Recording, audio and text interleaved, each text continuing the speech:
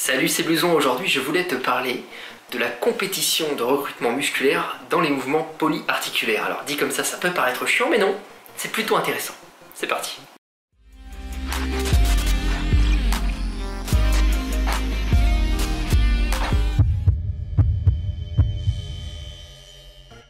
Alors oui, il existe une compétition de recrutement musculaire. C'est-à-dire que lors d'un mouvement qui s'exécute au moyen de plusieurs muscles, donc énormément de mouvements en musculation si ce n'est tous, et tous les muscles qui rentrent en jeu ne vont pas forcément se contracter équitablement et de manière intelligemment répartie, et pas forcément se contracter comme on le voudrait. Je te donne quelques exemples. Lors du développé couché, il y a principalement les pectoraux, les deltoïdes antérieurs et les triceps qui travaillent. Généralement, on fait cet exercice pour développer nos pectoraux. Mais parfois, il arrive que nos deltoïdes antérieurs ou nos triceps prennent la majeure partie de l'effort. Si on fait rien contre ça, ça va automatiquement créer un retard aux pectoraux. Autre exemple, lors du soulevé de terre, principalement les lombaires, les fessiers, les ischio-jambiers, les trapèzes et d'autres muscles qui viennent aider tout ça sont recrutés. Il arrive qu'on fasse cet exercice pour développer nos ischio-jambiers. Mais parfois, ça va être les autres muscles qui vont gagner la compétition de recrutement musculaire. Donc là encore, on va passer à côté de l'objectif qui est de développer les ischio-jambiers. On a aussi le squat qui recrute les quadriceps, les fessiers, les ischio-jambiers et bien d'autres muscles. Pourtant, on le pratique le plus souvent pour nos quadriceps. Alors comment faire si c'est nos fessiers qui prennent tout l'effort? Bref, tu m'as compris, c'est pareil pour les tirages et même pour de plus petits mouvements. Il y a toujours une compétition de recrutement entre les différents muscles responsables d'un mouvement et ce ne sera pas toujours le muscle qu'on souhaite travailler qui sera naturellement recruté. Il va falloir y faire attention, le conscientiser. La décision de notre corps de quel muscle employer en majeure partie pour effectuer un mouvement dépend de notre morphologie, donc de nos insertions musculaires, de la longueur de nos muscles, de nos os, etc. De notre passé sportif, tu penses bien qu'un ancien gymnaste et un ancien boxeur ne vont pas avoir le même cheminement dans leur système nerveux et ne vont pas non plus avoir les mêmes muscles qui sont déjà développés.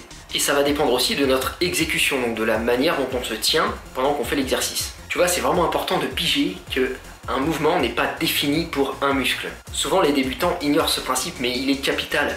On pense toujours quand on démarre la musculation que, par exemple, le développé couché barre est l'exercice indispensable et indétrônable pour avoir des pectoraux. C'est faux. Ou que le squat est l'exercice indispensable pour avoir des quadriceps. C'est faux. Tous les exercices sont remplaçables par d'autres.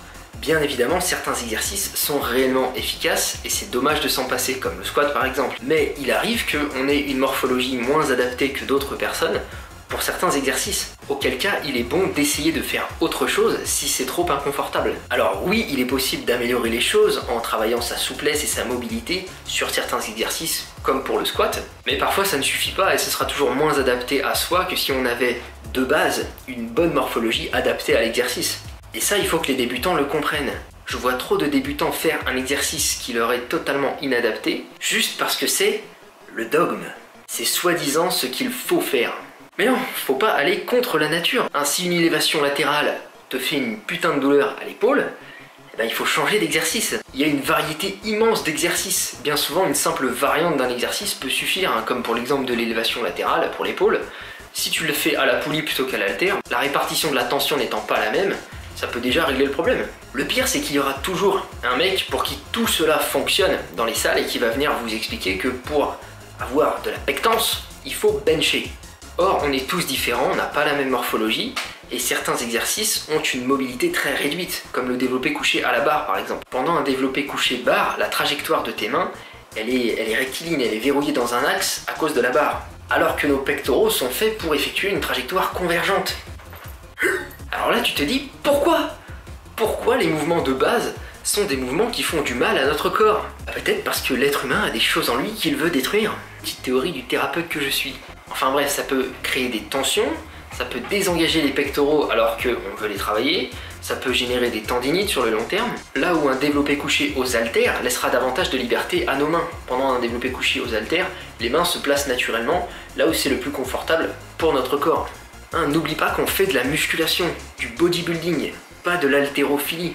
Un mec qui veut être champion de développé couché, il va devoir pratiquer énormément le développé couché. Mais un mec qui veut des gros pectoraux, il a une multitude d'options qui s'offrent à lui.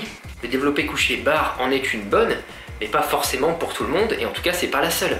Imagine un développé couché barre par un mec qui a les bras longs et une petite cage thoracique. Il va devoir parcourir tout ce chemin pour faire une répétition à amplitude complète. Alors qu'un mec qui a les bras très courts et une grosse cage thoracique, Il va juste devoir parcourir ce chemin pour faire une répétition à amplitude complète. Est-ce que tu vois où je veux en venir? Il y en a un pour qui ça va être confortable et simple, tandis que l'autre va y laisser toute son énergie, voire un tendon. C'est là qu'on voit à quel point c'est con de comparer nos perfs à quelqu'un d'autre. Hein, le mec qui te dit « Moi je bench plus que toi ». Oui, mais tu as des bras de tyrannosaure. C'est la même chose pour d'autres exercices comme le soulevé de terre ou le squat. La difficulté d'un squat varie beaucoup si on a des fémurs longs ou courts et un torse long ou court. Quand on a des longs fémurs et un torse très court, on va devoir se pencher anormalement avec les fesses très très loin derrière pour arriver avec les jambes à la parallèle au sol, tout en maintenant l'équilibre au centre. Ça peut passer, hein, mais si c'est ton cas, tu seras toujours un plus mauvais squatteur qu'un mec qui a des fémurs très courts et un torse très long. C'est comme ça qu'apparaissent les champions dans une discipline. Ils ont une prédisposition génétique, et par-dessus cette prédisposition génétique, ils s'entraînent très dur. Idem pour le soulevé de terre qui est beaucoup plus simple quand on a les bras très longs et qu'on est plutôt petit. Parce que l'amplitude de mouvement va être 2 à 3 fois moins grande qu'un grand mec avec des petits bras. Tu comprends pourquoi on va souvent être excellent seulement dans l'un des 3 mouvements de base, donc soulevé de terre, squat et développé couché, parce qu'une certaine génétique va être un avantage pour l'un et un inconvénient pour l'autre. Si je te parle des prédispositions génétiques, c'est aussi pour te faire remarquer qu'il va y avoir forcément une différence dans le recrutement musculaire, selon la morphologie qu'on a, dans les exercices polyarticulaires. On va par exemple voir des gens qui font du développé couché en ne recrutant surtout que leur deltoïde antérieur, donc l'avant de l'épaule. Ou bien des personnes qui font du soulevé de terre en ne recrutant quasiment que leur lombaire. Mais cette compétition de recrutement, c'est pas une fatalité. L'important, c'est d'en avoir conscience très tôt dans ta pratique, afin d'essayer d'apporter des corrections à ton exécution pour recruter efficacement le muscle que tu souhaites recruter. Le simple fait de mentalement focaliser ton attention sur le bon muscle peut déjà beaucoup t'aider. Il faut donc dans un premier temps apprendre à avoir une exécution irréprochable. Une fois que c'est le cas, si tu vois que tu ne recrutes pas le bon muscle ou du moins pas assez, lors d'un mouvement polyarticulaire, il va falloir travailler sur tes points faibles et forts qui doivent parasiter ton exécution et sur ta souplesse et ta mobilité. Si tu es débutant et que tu regardes cette vidéo, bah t'as de la chance parce que tu vas peut-être esquiver des mois de rattrapage musculaire en prenant conscience de tout ça très tôt dans ta pratique. Voilà, tu m'as compris, hein, il suffit de faire bien attention à ce que tu recrutes bel et bien le muscle que tu veux recruter lors de tes exercices et tu devrais le développer sans problème. Pour te donner mon exemple, moi pendant des années j'ai fait des tractions et des tirages verticaux sans jamais recruter pleinement mes grands dorsaux. Tout simplement parce que je me posais pas la question. Je faisais des tractions, ce que je faisais ressemblait à des tractions, donc j'étais content. Mais résultat, j'ai eu les grands ronds et les trapèzes en avance, et ça m'a pris un moment pour faire ressortir mes dorsaux. J'aurais préféré éviter ça. Voilà, c'est tout pour cette vidéo. Salut frère. Conscience que chaque nouveau jour est une naissance. Tu meurs sans rien, même si tu vis dans l'essence.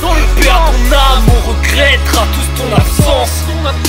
Un père, la quarantaine, vivant depuis longtemps en banlieue parisienne. Problème d'alcool, instabilité, penchant violent, le divorce lui pendait au nez.